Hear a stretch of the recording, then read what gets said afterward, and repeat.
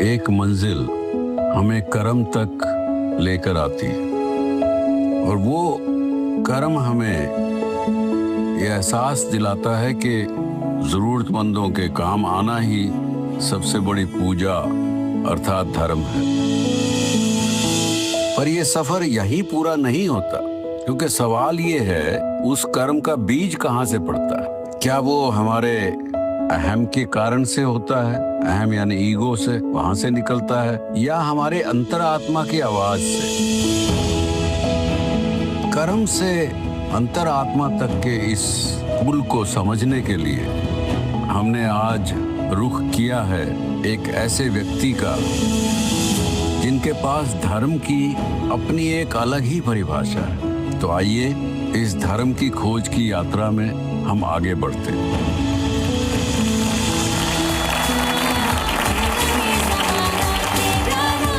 नमस्ते दोस्तों, जैसे कि हम बात कर रहे थे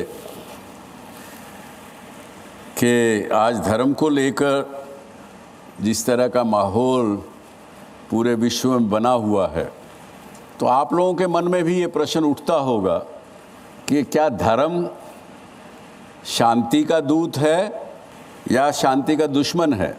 क्योंकि जितने भी कन्फ्लिक्ट आज के दिन हो रहे हैं पूरे विश्व में और हमारे देश में भी, वो धर्म उसका बड़ा भाग है। लेकिन इस कार्यक्रम सच शो के माध्यम से आप सबकी भी बातें सुनेंगे, पब्लिक की भी बातें सुनेंगे, चर्चाएं होंगी, उसके बाद कुछ निर्णय कर पाएंगे कि क्या सच है, धर्म का सच क्या है। और बल्कि आप लोग स्वयं के लिए तय करेंगे कि आपको क्या समझ में आया कि क्या सच है।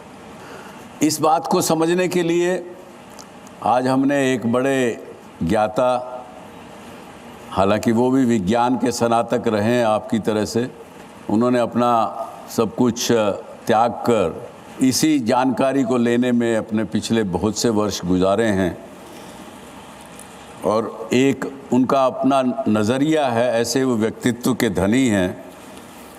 कौन है ये शख्स, एक देखिए उनकी झलक।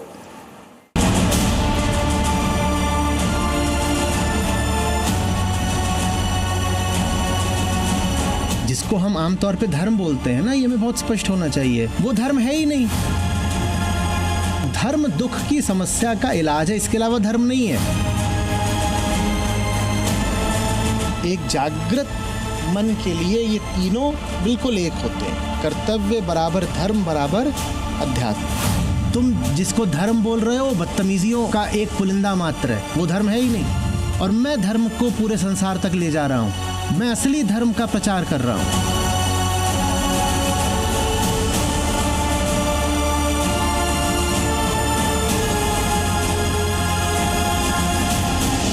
खड़े होकर इस शख्सियत को स्वागत करें, आचार्य प्रशांत जी को हमारे सबके बीच में।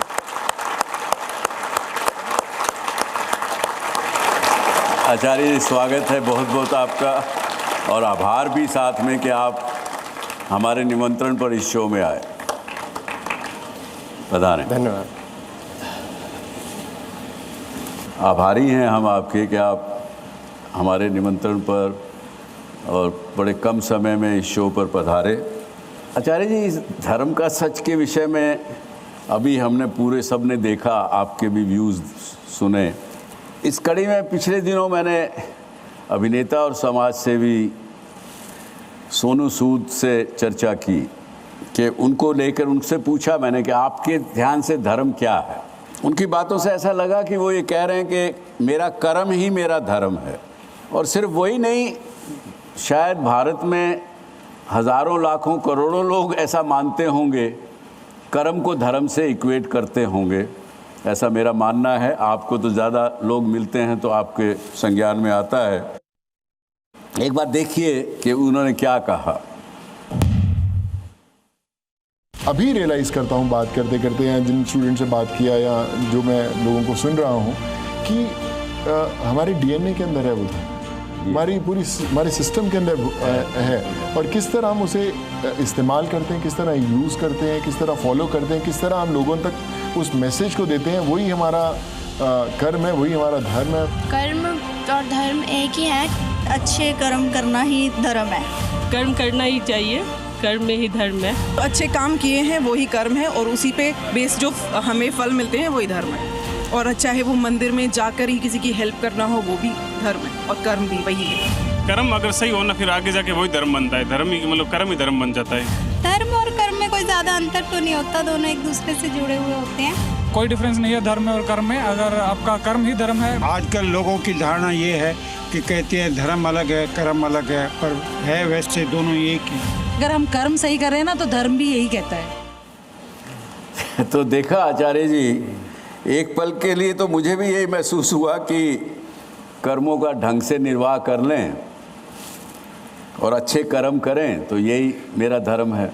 लेकिन आचार्य जी फिर मेरे दिमाग में एक प्रश्न उठा कि किसको अच्छा कर्म माने और किसको बुरा कर्म माने। कर्म को ही यदि धर्म कहेंगे तो अच्छे और बुरे की फिर पहचान करनी पड़ेगी।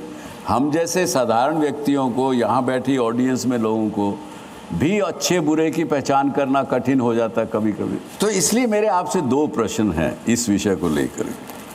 आपके हिसाब से क्या अच्छा कर्म है और क्या बुरा कर्म? एक तो ये प्रश्न, और आम आदमी इसे कैसे पहचाने? और दूसरा ये कि क्या आप भी सहमत हैं कि कर्म ही धर्म है? ये तो बहुत अलग अलग आयाम हैं और इन दोनों के बीच में बराबरी का या समानता का हम समीकरण बैठाना चाह रहे हैं। कर्म माने एक्शन, जो कुछ भी हो रहा है व्यक्ति द्वारा करा जा रहा है वो कर्म है। वो कर्म है, वो कर्म है। बिल्कुल बिल्कुल। बाहरी तौर पर जो आपकी सब कर्मेंद्रियां करती हैं वो सब स्थूल कर्म है जी। हाथों ने जो किया, टांगों ने जो किया वो सब स्थूल कर्म है। स्थूल कर्म का वो सब स्थूल कर्म हो गया जी जी। फिर उससे थोड़ा सा पीछे आते हैं तो ज़बान ने जो करा, वाणी जो है जी वो है। और फिर सूक्ष्म तल पर जब चले जाते हैं, सटल, तो जो आपके विचार हैं वो भी कर्म है। वो भी कर्म है पर सटल वे में कर्म। अब वो सूक्ष्म कर्म है। सूक्ष्म कर्म। अब वो सूक्ष्म कर्म है। तो ये सब कर्म है। अब धर्म एक बिल्कुल दूसरे आयाम की चीज़ है। कर्म इंद्रियों द्वारा करे जाते हैं। धर्म का संबंध इंद्रियों से थोड़े ही है। इंद्रियों से नहीं है धर्म का संबंध। ठीक है, ये अच्छी बात बताया। धर्म किसके लिए होता है?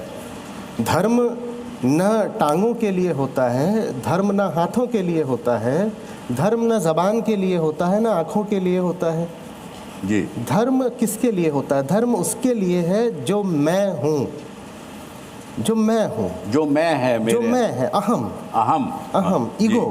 धर्म उसके लिए होता है, उसके लिए धर्म। और वो जो ईगो है, मैं, ये सब उसके उपकरण भर हैं। हाथ पैर आंखें सब जुबान ये सब उसके उपकरण है। हाँ, यहाँ तक कि जो अंतःकरण है जिसमें मन बुद्धि चित्त अहंकार ये सब उसके उपकरण हैं। सब उसके उपकरण हैं। तो उपकरण कर्म करते हैं और उपकरणों के केंद्र में जो बैठा है, जो सब उपकरणों का चालक है, मालिक है, स्वामी है, ड्राइवर है, उसके लिए धर्म होता है। उसके लिए धर्म। तो धर्म और कर्म दो बहुत अलग अलग चीजें हैं। बहुत अच्छी बात, बहुत अच्छी। ये ऐसी सी बात है कि कोई कहे कि मुझे गाड़ी के ड्राइवर का एयर प्रेशर चेक करना है जी। एयर प्रेशर टायर का होता है जी, ड्राइवर का तो नहीं होता। नहीं होता, ठीक बात है। गाड़ी के और जितने भी पुर्जे होते हैं उन सब की व्यवस्था बस देखी जाती है कि ठीक है नहीं। जी बिल्कुल। लेकिन गाड़ी के ड्राइवर का सिर्फ होश देखा जाता है। केवल होश देखा जाता है। केवल होश देखा जाता है। अच्छी बात। पर गाड़ी का ड्राइवर ठीक है कि नहीं, ये पुलिस भी जांचती है तो बस ये करती है भाई नीचे उतरिएगा। हाँ। और आपकी सांस जांच के देखा जाता है होश है कि नहीं। होश है कि नहीं, ठीक बात। होश है तो सब है, सब ठीक। इसी होश को धर्म कहते हैं। इसी होश को धर्म कहा। होश धर्म। बड़ी बात, बहुत अच्छी बात। यही होश धर्म है। ठीक। हाँ, क्योंकि वो उसको सही दिशा देगा, सही निर्देश देगा। सही निर्देश देगा। ठीक बात। तो कर्म इनके लिए होता है और धर्म मेरे लिए होता है। धर्म। तो आचार्य जी फिर अच्छा और बुरे कर्म की बात भी आपने जो अभी बताया उसमें आई गई, या कुछ अलग इसमें जो दिशा भी देंगे? कर्म कर्ता के होश द्वारा हो रहा है वो अच्छा कर्म है। तो सही कर्म की पहचान बस यही है कि कर्ता भीतर से होश में होना चाहिए जी। ये जो होश है, चेतना, यही धर्म का पैमाना भी है, यही धर्म का सर्वोच्च लक्ष्य भी है। चेतना, भीतर जो अहम बैठा हुआ है उसको अधिक से अधिक चैतन्य, कॉन्शियस होना चाहिए, यही धर्म है। कुल धर्म बस यही है, कुल धर्म बस यही है। Let me be as conscious as I can be. बड़ी गहरी बात आचार्य जी ने कही, कितनी सिंपल बात है लेकिन मनुष्य को नहीं समझ में आता और उसकी वजह से वो भ्रांति में पड़ता है।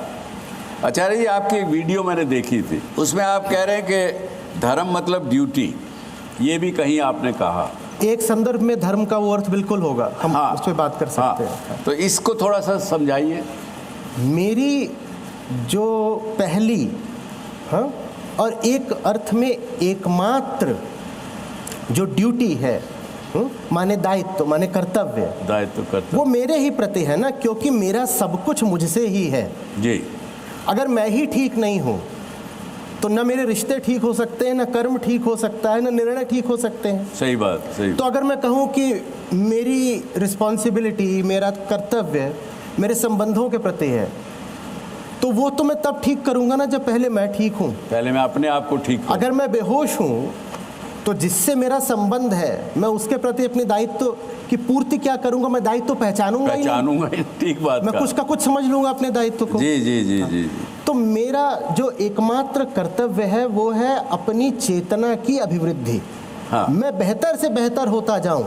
आचार्य जी, फिर भी अगर ये युवा सब बैठे हैं हमारे, इनको यदि कुछ 4-5 वाक्यों में एक बार फिर बताएं कि ताकि जो हमें सबको समझ में आ सके कि धर्म क्या है। देखिए, धर्म किसके लिए है, अगर ये पकड़ लिया तो धर्म क्या है ये अपने आप साफ हो जाएगा। हम कभी कहते हैं क्या कि इस मेज़ का धर्म क्या है? कभी ऐसे सुना? कुछ नहीं। इसकी प्रकृति होती है, इसकी प्रॉपर्टीज़ होती हैं। प्रॉपर्टीज़ होती है ना, मटेरियल की प्रॉपर्टीज़ होती हैं, उसको गुण बोलते हैं। गुण, उसका धर्म नहीं होता, उसकी प्रकृति होती है। ये तो मेज़ ही है, जीवों में भी पशु हैं, पक्षी हैं, तमाम तरह की प्रजातियां हैं। हम क्या कभी ऐसा कहते हैं कि उनका धर्म क्या है? कभी सुना कि हिरण का क्या धर्म है, चील का क्या धर्म है, मछली का क्या धर्म है, गाय का क्या धर्म है? कभी ऐसा सुना? नहीं ना। उनकी भी प्रकृति होती है। घोड़े को घास ही खानी है, धर्म के नाते नहीं, अपनी प्रकृति के नाते। वो धर्म के नाते शाकाहारी नहीं है। घोड़ा न हिंदू है न जैन है, पर शाकाहारी है। क्यों? उसकी प्रकृति है, उसकी प्रकृति है। इसी तरीके से आप ये नहीं कहोगे कि शेर को उसकी किताब ने कहा है कि तू मांस खाया कर। शेर अपनी प्रकृति के नाते मांसाहारी है, वहाँ धर्म कुछ नहीं होता। तो ये बड़ी मज़ेदार बात है, बड़ी साफ बात है, पर शायद हम देखते नहीं कि धर्म सिर्फ इंसान के लिए होता है। इंसान को ही धर्म क्यों चाहिए? हम में ऐसा खास क्या है? न इस मेज़ को चाहिए, न इस कमीज़ को चाहिए, न घोड़े को चाहिए, न शेर को चाहिए, इंसान को ही धर्म क्यों चाहिए? तो धर्म क्या है ये हम समझ जाएंगे अगर हम ये समझ जाएंगे कि इंसान में खास क्या है, माने इंसान में ऐसा क्या है जो शेर और घोड़े में नहीं होता और मेज़ में नहीं होता। हमारे पास ऐसा क्या है जो उनके पास नहीं है? हमारे पास, आप कहेंगे बुद्धि है। साहब, बुद्धि तो बहुत हद तक पशुओं में भी होती है। साधारण कौवा होता है, आप जानते हैं ना, कौवे का IQ एक 7 साल के बच्चे के बराबर होता है जी। बिल्कुल, तो कुछ हद तक तो बुद्धि उसमें भी है। जो हमारा कुत्ता होता है घरेलू, लेब्राडोर, एक 4 साल के बच्चे का जितना IQ होता है उतना उस लेब्राडोर का भी होता है। तो बुद्धि तो कुछ हद तक वहाँ भी है। बुद्धि का अंतर नहीं है, बेचैनी का अंतर है। मनुष्य अकेला है जिसमें एक एग्जिस्टेंशियल एंग्स्ट होती है, अस्तित्वगत बेचैनी। मनुष्य अकेला है जिसके पास स्वयं को लेकर सवाल होते हैं। जानवरों के पास भी सवाल होते हैं, उनके पास सवाल होते हैं दुनिया को लेकर के। घोड़ा सवाल करेगा तो पूछेगा कि घास कहाँ मिलेगी, उसका सवाल यही होगा, सवाल उतना ही बस इतना ही होगा कि बाहर की दुनिया में। बंदर सवाल करेगा तो पूछेगा कि अभी फल कहाँ पर लटका हुआ है। उनके सवाल यदि होंगे भी, मेज़ का तो कोई सवाल होता भी नहीं है। पशुओं के अगर सवाल होंगे भी तो बाहर की दुनिया को लेके होंगे। मनुष्य अकेला है क्योंकि वो भीतर से बेचैन है, उसके पास स्वयं को लेकर सवाल है, मैं क्यों जीऊं, टू बी और नॉट टू बी। तो धर्म उस बेचैनी का अनुसंधान है। उस बेचैनी के जवाब के अलावा बिल्कुल कुछ और नहीं है धर्म। तो जो कुछ भी हम धर्म के नाम पर होता देख रहे हैं, ये परंपराएं, ये रस्म रिवाज, इनका धर्म से दूर दूर तक कोई लेना देना नहीं है।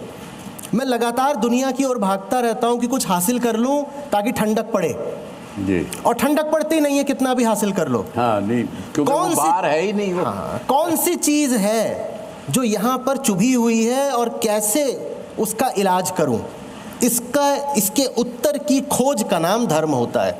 बहुत अच्छी, बहुत। तो धर्म बाहर की दुनिया में दौड़ धूप करने का नाम नहीं है। धर्म ऊपर से कोई पहचान ओढ़ लेने का नाम नहीं है।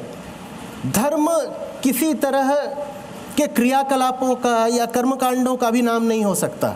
धर्म तो आत्म अवलोकन है। मैं बार बार कहा करता हूँ, आत्मज्ञान के अलावा धर्म कुछ नहीं होता। बिल्कुल, बड़ी अच्छी बात, बड़ी अच्छी बात। धर्म की परिभाषा है आत्मज्ञान और धर्म की एकमात्र विधि है आत्म अवलोकन, स्वयं को देखना। आज के दिन इस प्रकार की मेरी प्रकृति बन गई है कि मैं सोया हूँ, सुप्त हूँ, अपने आत्मज्ञान को जगा नहीं पा रहा हूँ। तो ये आपने बताया धर्म अहम के, हाँ, ये स्पष्ट होना थोड़ा सा ज़रूरी है। आत्मा, हाँ जी, माने जो सच्चाई है अपनी, वो अज्ञेय होती है। अज्ञेय माने जिसे जाना नहीं जा सकता, जाना नहीं जा सकता। तो आत्मज्ञान का मतलब होता है अपने झूठ को जानना। आत्मज्ञान का मतलब अपने सच को जानना नहीं होता। भीतर हमारे कोई बैठा है जो लगातार झूठ बोलता है, भीतर हमारे कोई हमारा ही दुश्मन बैठा है जो हमें लगातार बंधक बना कर रखता है। उसके झूठ को, उसके कपट को पकड़ने को आत्मज्ञान कहते हैं। आत्मज्ञान माने आत्मा का ज्ञान नहीं होता। बहुत अच्छी। जितने भी दर्शन वास्तव में मुक्ति की बात करते हैं, आप बौद्ध दर्शन को भी ले लें, जैन दर्शन को भी ले लें, जहाँ कहीं भी मुक्ति की बात आई है, हाँ, योग में भी, वहाँ सब जगह ये दो चीज़ें होती हैं। एक वो जो ये सब कुछ है, ये माने जो इंद्रियगत है, इंद्रियगत और मनगत है, माने जिसको देखा जा सकता है, सोचा जा सकता है, जिसके बारे में विचार या सिद्धांत बनाए जा सकते हैं, वो कहलाता है प्रकृति। प्रकृति माने पेड़ पौधा ही नहीं होता जी। जो कुछ भी इंद्रियों से देखा जा सकता है, अनुभव करा जा सकता है, उसे प्रकृति कहते हैं। ठीक है, ये भी प्रकृति है। लोगों को ताज्जुब होता है, लेकिन एक कंप्यूटर भी प्रकृति ही है, क्योंकि वो सेंसेस से। बिल्कुल। और मैं जो हूँ, मेरा स्वभाव होता है, प्रकृति इसकी होती है, प्रकृति पदार्थ की होती है, मेरा स्वभाव होता है। अब समस्या ये है कि अंग्रेजी भाषा में दोनों के लिए एक ही शब्द है, नेचर। जी हाँ, वो अंग्रेजी तो मिसगाइड करती है, कई चीज़ों में मिसगाइड होती है। तो हम क्या देते हैं, माई नेचर। माई नेचर माने मेरी प्रकृति या मेरा स्वभाव। प्रकृति एक बात है, स्वभाव दूसरी बात है। प्रकृति ये है कि जलाओगे तो ये जल जाएगा, और स्वभाव ये है कि न हन्यते हन्यमाने शरीरे, कि शरीर जल सकता है, मैं नहीं जलता, ये स्वभाव है। ये स्वभाव, शरीर जल जाएगा, ये प्रकृति है। जी। शरीर इसमें जो स्पष्ट अंतर है, जबरदस्त अंतर है। लेकिन हम ये समझते नहीं। जब ये समझते नहीं तो हम इसकी प्रकृति को अपना स्वभाव बना लेते हैं, हाँ, और इसकी मांग को अपनी कामना बना लेते हैं या मान लेते हैं। अगर इसकी प्रकृति मेरा स्वभाव हो गई तो इसकी कामना मेरी मांग बन जाएगी, और फिर मैं इसका गुलाम हो जाऊंगा। वेदांत की भाषा में आत्मा ही भगवान है जी। और फिर भगवान का संबंध मटेरियल से, प्रकृति से नहीं होता जी। तो इन दो चीज़ों में अंतर रखना बहुत ज़रूरी है। जिन्होंने समझाया है, सब ज्ञानियों ने, संतों ने बार बार कहा है कि जानो कि जो सर्वोच्च है वो वहाँ नहीं है, वो यहाँ है। और वास्तविक धर्म यही है, जो सर्वोच्च है जानना कि वो यहाँ है। नकली धर्म जो सर्वोच्च है उसको बाहर खोजता है, बाहर स्थापित कर देता है, और उसी से फिर दुनिया भर के सारे झगड़े फसाद होते हैं। सही बात कही आप, बिल्कुल अच्छी बात कही। यही नकली और असली धर्म की पहचान के लिए हम इस चर्चा को कर रहे हैं जी। और कभी कभी मैं डेविल्स एडवोकेट भी बनता हूँ। कुछ बातें जानता हूँ, समझता हूँ, लेकिन फिर भी आप जैसे ज्ञानी से और सब लोगों को, और मेरे जो दर्शक हैं इस शो को देखेंगे, जुड़ेंगे, देख रहे हैं, उनके लिए कुछ उनकी समझ में आए, इसलिए कुछ बचकाने सवाल भी करूंगा, आप क्षमा करेंगे। आप जरूर करते रहिए। बहुत तो अभी उससे पहले हम देखते हैं कि कुछ और संतों ने क्या कहा धर्म की परिभाषा के बारे में। पूरी प्रकृति स्वाभाविक रूप से चले वो धर्म है। जिन जिन भगवान को आप मानते हो वो भगवान के बारे में चिंतन, मनन, याद करना, भजन करना, कीर्तन करना, सुमरन करना, इसके साथ साथ हर व्यक्ति की चिंता करना, यही धार्मिकता है। जीवन में सत्य धारण करने की क्षमता को धर्म कहते हैं। हमारे अस्तित्व को जिसने धारण किया हुआ है, जिसके कारण हम हैं, वो न रहे तो हम न रहें, समझ लो कि वही धर्म है। ये धर्म सत्ता अलौकिक सत्ता है और उसी से जीवन में संयम, मर्यादाएं, उसी से जीवन में आत्मनियंत्रण, अथवा ऐसा कह सकते हैं व्यक्ति शिष्ट और सभ्य रहता है। धर्म वो जो धारण किया जा सके, धर्म वो जो किया जा सके, धर्म वो जो जिया जा सके, धर्म वो जो शाश्वत हो, धर्म वो जो तुम्हारे जीवन में रम जाए, उसे धर्म कहा जाता है। अगर हम वेद को देखें, आजीवक दर्शन देखें, या हम पुराण को देखते हैं, या हम भगवान बुद्ध का दर्शन देखते हैं, महावीर स्वामी का दर्शन देखते हैं, सभी जगह धर्म का अर्थ कर्तव्य से लिया गया। सत्यता, पवित्रता, दया और सत्यता और जो है अहिंसा, यही हमारे मुख्य रूप से धर्म के जो है स्रोत हैं, जिनको हम धारण करते हैं तो हम धार्मयुक्त हो जाते हैं। तो दोस्तों, क्या आपको लगा कि इन लोगों में जितने लोग बोले एक दूसरे का अलग अलग बात कर रहे थे? इसलिए मेरा प्रश्न आचार्य जी, ये इतना अंतर्द्वंद क्यों? हम जैसे साधारण व्यक्ति की दुविधा कितनी, किसकी सुने किसकी नहीं सुने? देखिए, समस्या ये आती है कि हम बहुत जल्दी मान लेते हैं। जी, आप मानिए नहीं, आप सवाल करिए, आप पूछिए। हमारी समस्या यही है कि हमने बहुत सारी चीज़ें बिना समझे मान रखी हैं जी, और अब उस समस्या के समाधान के लिए हम और ज़्यादा कुछ मान लें तो ऐसे समस्या सुलझेगी कि और बिगड़ेगी। और हम कहते हैं तत्काल कि इसको मानूं कि इसको मानूं कि इसको मानूं। किसी को मत मानिए, बल्कि अगर मैं कुछ कहता हूं और कोई जल्दी मान लेता है तो मैं थोड़ा असहज हो जाता हूँ। असहज हो जाते हैं? और हाँ, क्योंकि शायद उसने डर के मान लिया, डर के मारे या श्रद्धा के मारे, या श्रद्धा के मारे मान लिया। विश्वास का इस क्षेत्र में बहुत बड़ा स्थान नहीं है। बड़ा स्थान, बहुत ऊंचा स्थान विवेक का है। जानना है, जानना। जो चेतना है ना, वो बोध स्वरूपा होती है। जी, आप जाएंगे अगर शास्त्रों के पास तो वहाँ कहीं नहीं कहा जाएगा कि चेतना का मूल लक्षण विश्वास है। उसका क्या है? प्रज्ञानम ब्रह्म। वो जानना चाहती है, वो समझना चाहती है, और हम समझते नहीं हैं। हम में संस्कार ये डाल दिए जाते हैं कि मान लो। विशेषकर जब सामने कोई बैठा हो जो परिवार में, समाज में या धर्म के क्षेत्र में एक ऊंची अथॉरिटी हो, तब तो ज़रूरी मान लो, एकदम मान लो, ऐसे सर झुका दो, वहाँ समस्या आ जाती है। जी। अगर अर्जुन भी प्रतिप्रश्न ना कर रहे होते तो भगवत गीता भी ना आती। अर्जुन का विरोध बहुत ज़रूरी है, तब गीता उठती है। ओहो। अगर आप पहला अध्याय लें, दूसरा लें, तीसरा लें, यहाँ तक कि चौथे पांचवें तक भी आए तो अभी अर्जुन का विरोध बचा हुआ है। उस विरोध के कारण ही गीता इतनी सुंदर और इतनी ऊंची हो पाई है। लेकिन भारत में खासकर ये संस्कृति बन गई है कि बस ये बड़ी समस्या है, ये बड़ी समस्या है। ये बड़ी समस्या। पहले आप लोगों में से पूछिए कि क्या प्रश्न आप आचार्य जी से करेंगे। नमस्कार। सर्वप्रथम आप दोनों का ही बहुत शुक्रिया यहाँ आने के लिए और मार्गदर्शन करने के लिए। मेरा प्रश्न आचार्य जी से है। आचार्य जी, बचपन से ही हम ये देखते हैं कि घरों में या पड़ोस में वो इंसान जो बहुत ज़्यादा पूजा पाठ करता है उसे अक्सर धार्मिक मान लिया जाता है, लेकिन आपके अनुसार पूजा पाठ, अर्चना, धूप में ज़्यादा धार्मिकपन जो है वो उससे नहीं मिलता है। तो आपको क्या लगता है कि क्या ये सब पूजा पाठ धर्म के पूरक नहीं है, पहलू नहीं है? क्या लगता है आपको? कामना के लिए जो कर्म करा जाता है उससे चैन नहीं मिलता, क्योंकि कोई भी कामना इतनी हैसियत नहीं रखती है कि आपको चैन दिला सके। सबसे नीचे काम में कर्म, जिसको आप कर्मकांड भी बोल सकते हो, उसके ऊपर सकाम कर्म, और सबसे ऊपर जो इंसान को शोभा देता है वो है निष्काम कर्म। यही निष्काम कर्म भगवत गीता की पहचान है।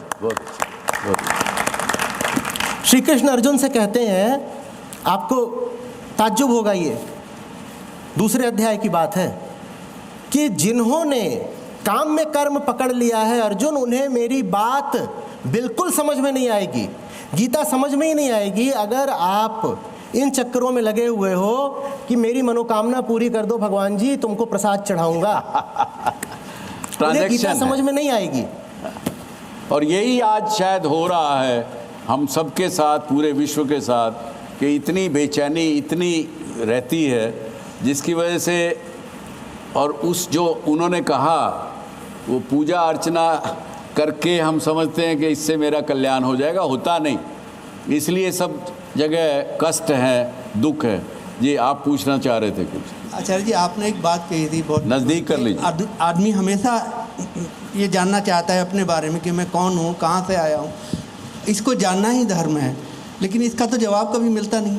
कभी मुझे तो कभी नहीं मिला, पर मैंने और भी किसी से नहीं सुना कि भाई उसे ये जवाब मिल गया कि मैं कौन हूँ, कहाँ से आया हूँ, क्या है।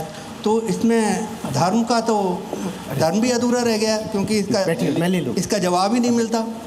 इसका कभी जवाब नहीं मिलता। जवाब इसलिए नहीं मिलता क्योंकि हम सोचते हैं कि जवाब बड़ा कठिन है। हम सोचते हैं कि अपने बारे में पूछ रहा हूँ और मैं कोई ज़बरदस्त चीज़ हूँ, तो जवाब भी ज़बरदस्ती होगा। मैं अभी कौन हूँ? मैं प्यासा हूँ, बस यही जवाब है। इस वक्त जो आप बने बैठे हो, इस वक्त जो आपकी कामना है, जो आपके कर्म की दिशा है, वही तो आप हो, और क्या हो। आत्मावलोकन का अर्थ होता है कर्म को देखकर कर्ता की पहचान कर लेना। एक्टर को कैसे पकड़ोगे अगर एक्शन नहीं देख रहे हो तो आचार्य जी, ऐसा मैं कहूँगा कि शायद यही हमारी विडंबना कहें, दुर्भाग्य कहें, शायद जिनकी तरफ हम देखते हैं कि वो उत्तर देंगे, शायद उनको उत्तर या तो पता नहीं है, उनको स्वयं को नहीं पता, और वो शायद कुछ को पता भी होगा तो वो भी नहीं चाहते कि हम जैसे लोग उस उत्तर को जान पाए। नहीं, देखिए, जिन्हें पता होता है उनसे तो बंटता है, उनसे तो उनसे मिलता है, उनसे तो मिलता है। वो चाह के भी छुपा नहीं पाएंगे। जी। सूरज पूरी कोशिश कर ले कि आज छाता लगा लूँ अपने ऊपर, तो ये अधिकार उसको मिला ही नहीं हुआ है। मिला ही नहीं। तो बहुत जिसके पास होगा उससे तो बटेगा। आदमी का जन्म लेना उसके हाथ में नहीं होता है, आदमी का अंत भी उसके हाथ में नहीं होता है। तो जो स्टार्टिंग पॉइंट है और एंड पॉइंट के बीच के अंदर जो भी हम करते हैं, क्या वो कर्म किसी और के द्वारा प्लान्ड है या हमें छूट है उस कर्म को करने की? निर्भर करता है। और ये क्या ड्राइव्ड होता है धर्म के या किसी इन्फ्लुएंस से? मेरा बस आपसे यही निर्भर करता है कि आप चाहते क्या है। जी, आप अगर अपने होश को अपना मालिक नहीं बनाओगे तो ये आपके मालिक बन जाएंगे, यहाँ से शरीर और बाहर से समाज। बिल्कुल बिल्कुल, बहुत अच्छी। ये कह लीजिए कि ये कह लीजिए कि ये भीतरी प्रकृति हो गई और ये कह लीजिए कि ये बाहरी प्रकृति हो गई। ये सज़ा मिलती है। नमस्ते सर, मेरा आचार्य जी से प्रश्न है कि एक तरफ तो हम कहते हैं कि हमें कर्म करना चाहिए और दूसरी ओर कहते हैं कि होता वही है जो भगवान ने लिखा है, तो हमें अपने जीवन में कर्म पर निर्भर रहना चाहिए या भाग्य पर? बेटा, आपने इन सवालों पर कभी खुद गौर करा है? अब आपने एक और कहा कि हमसे कहा जाता है कि कर्म करना चाहिए। कर्म क्या होता है? मैं ऐसे पड़ा हुआ हूँ और मैं सो रहा हूँ और सोते सोते मुझे लगा यहाँ कुछ खुजली हो रही है, मैंने ऐसे मार दिया। कर्म तो ये भी है, एक्शन तो ये भी है। कर्म और कर्म में अंतर होता है ना। एक कर्म होता है जो आपके होश, आपकी चेतना, आपकी समझ, बोध से उठता है। और एक कर्म होता है जो आपके नशे, आपकी बेहोशी से उठता है। कर्म और कर्म में बहुत अंतर है। पहले ज्ञान आता है और ज्ञान से कर्म खुद ब खुद हो जाता है। आपको कर्म करना नहीं पड़ता। मैं भी आपको बता दूं, आपकी कुर्सी पर आपके पड़ोसी ने कीले रख दिए हैं, बस बताया है मैंने। अब जो कर्म करना है आप खुद करोगे। मुझे अब आपको बताना नहीं पड़ेगा कि क्या करो, मैं बस आपको बता रहा हूं क्या है। कील है। अब जो कर्म करना है वो आप स्वयं करोगे, मैं नहीं बताऊंगा। ज्ञान है तो कर्म खुद होता है, और अगर ज्ञान नहीं है तो कर्म के लिए आप दूसरों पर आश्रित हो जाते हो। सबसे पूछते रहते हो, अच्छा मैं क्या करूं, आप बता दीजिए मैं क्या करूं, आंटी जी अब मुझे क्या करना चाहिए। कभी कभी सर किसी दूसरे की मदद करने के चक्कर में किसी तीसरे का सर नुकसान होता है सर, तो उसको हम कैसे धर्म के रूप में देखेंगे? या फिर अगर हम कहें सर हम किसी इंसान की या किसी जानवर की मदद करना चाहते हैं, कोई जो एक जानवर जो सर फंसा हुआ है, उसको दूसरा जानवर सर खाने की कोशिश कर रहा है अगर, तो हम सर एक जानवर को तो बचाते हैं बट वो दूसरे जानवर का सर निवाला छीन लेते हैं हम, तो सर उस केस में क्या हम धर्म कर रहे हैं या फिर नहीं कर रहे हैं सर? बड़ा अच्छा प्रश्न पूछा आचार्य जी। अगर जानवर आपके आश्रित है, अगर आपने जानवर की अपनी स्वतंत्रता और क्षमता छीनी है और उसे अपने आश्रित बनाया है, उसे अपना पालतू बनाया है, तो फिर अब आपका कर्तव्य है कि उसको अगर कोई खाने आ रहा है तो आप उसको बचाएं। अन्यथा जंगल में जो प्राकृतिक क्रियाएं चल रही हैं उनमें आपके हस्तक्षेप की कोई ज़रूरत नहीं है। हिंसा और अहिंसा ये दोनों शब्द संबंध मात्र मनुष्य से रखते हैं, प्रकृति से नहीं। सागर में बड़ी मछली ने छोटी मछली को खा लिया, इसमें कोई हिंसा नहीं है, ये बस एक व्यवस्था है। आचार्य जी मेरा आपसे सवाल है, मैं आपका एक वीडियो देखी थी जिसमें आप कह रहे थे कि वेदों में मंदिर पूजा और पूजा अर्चना का कोई जिक्र नहीं है। किसका? मंदिर पूजा और पूजा अर्चना का कोई जिक्र नहीं है। मूर्ति पूजा और पूजा अर्चना का कोई अर्थ नहीं, कोई जिक्र नहीं है। यस सर जी। और फिर हम अपने दोस्तों के साथ एक चर्चा कर रहे थे तो हम उस निष्कर्ष पर पहुंचे कि वेदों में भगवान गणपति और विष्णु भगवान का पूजा का वर्णन किया गया है। तो सर हम इस दोनों चीज़ को कैसे देखें? उसके लिए जो ऋचाएँ हैं जिनकी आप बात कर रहे हो उनको आपको लेकर आना पड़ेगा, फिर समझेंगे। हमने भी कई लोगों से बात की। एक BHU के बनारस हिंदू यूनिवर्सिटी के प्रोफेसर साहब से भी कहा, क्योंकि वो कहते हैं कि नहीं, कहीं वेदांतों में जिक्र है वेदों में मूर्ति पूजा का। 1-2 मिनट की क्लिप है, ज़रा देखिए।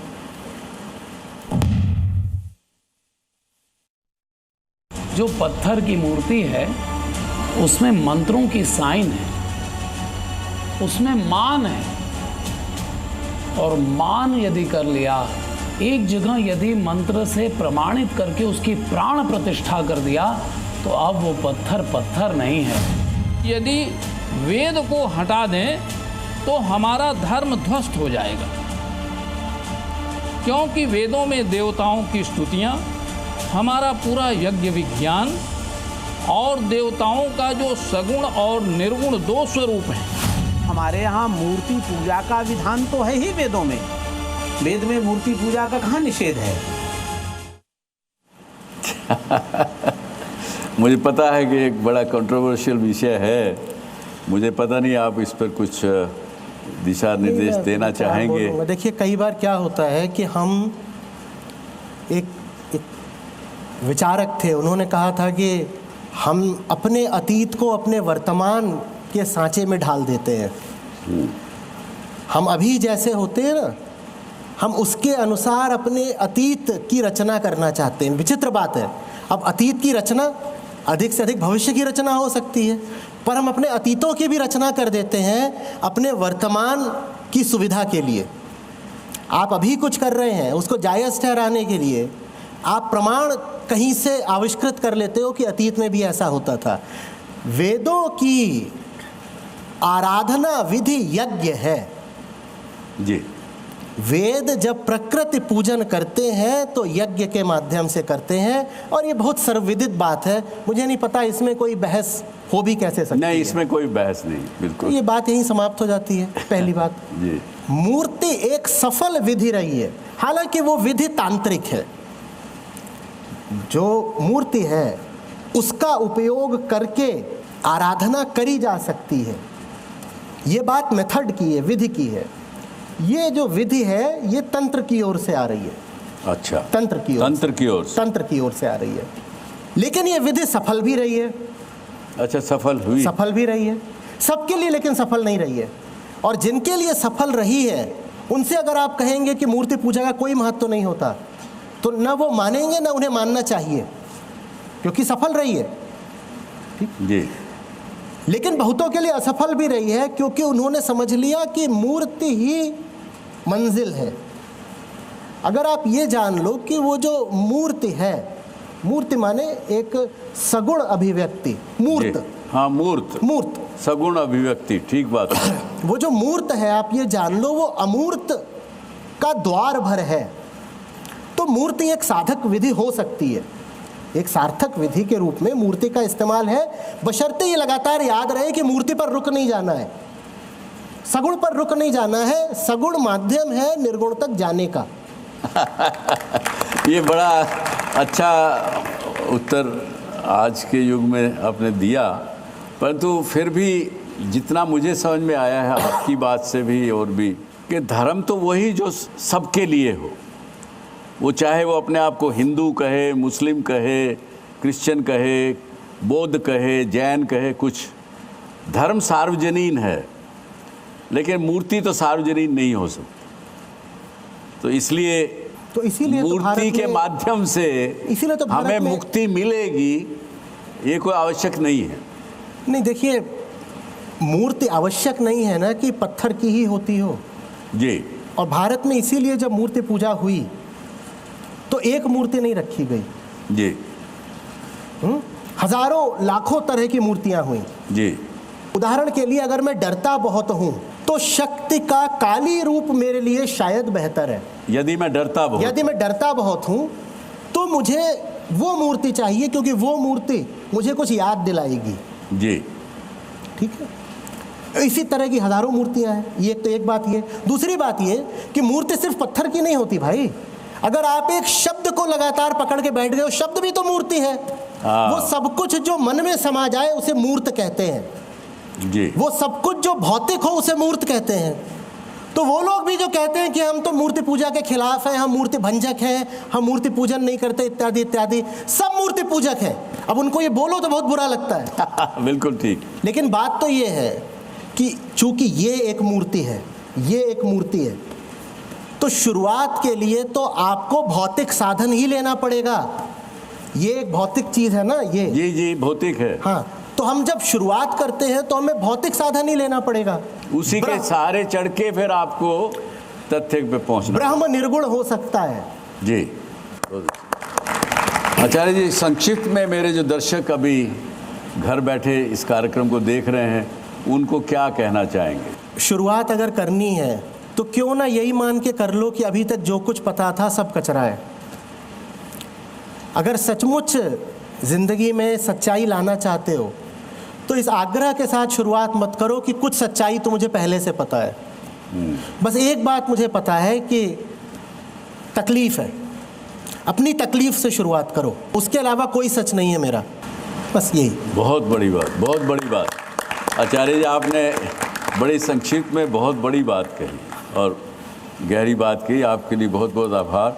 आप कुछ कहना चाह रहे हैं क्या? सर, मेरा नाम शुभांगिनी है।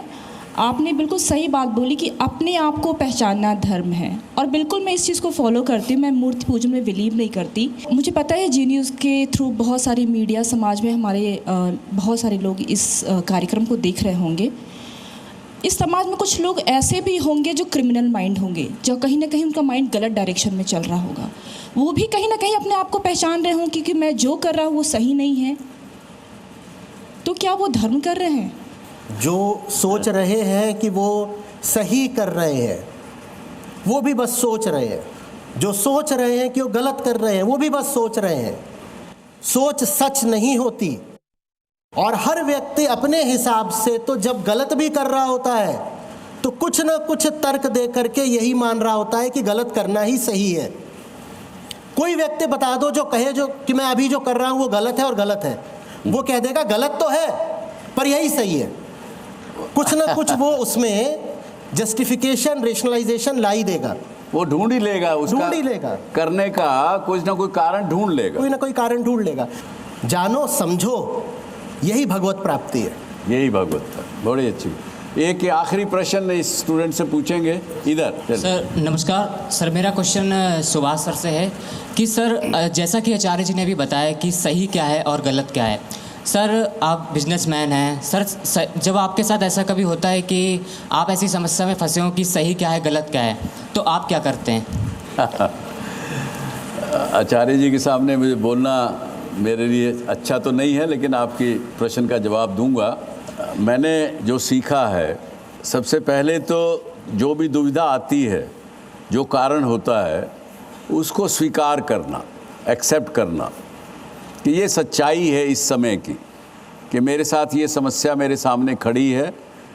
वो उसको अगर मैं जब तक स्वीकार नहीं करूँगा तब तक उसका हल भी ढूंढ नहीं पाऊँगा। और स्वीकार कर लिया कि ये समस्या है तो हल ज़रूर कोई ना कोई ध्यान में आएगा। पर दूसरा मैं क्या सोचता हूँ कि मैं कर्ता और भोक्ता दोनों भावों से अपने आप को अलग करता हूँ।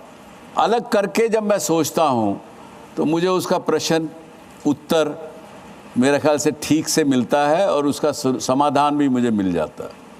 और समस्याओं से निकले हैं, बहुत कुछ अच्छा कुछ किया है, समस्याएं बहुत आई हैं जीवन में, सबसे निकले हैं। थैंक यू आचार्य जी, इस कार्यक्रम के में आने के लिए एक बार फिर आपका बहुत आभार। तो आज आपसे ये जो धर्म का ज्ञान है ये हम और भी लोगों से पूछते रहेंगे, और जो आपकी शिक्षा है इसको भी हम जहाँ ज़्यादा से ज़्यादा लोगों तक पहुँचाने का प्रयास करेंगे।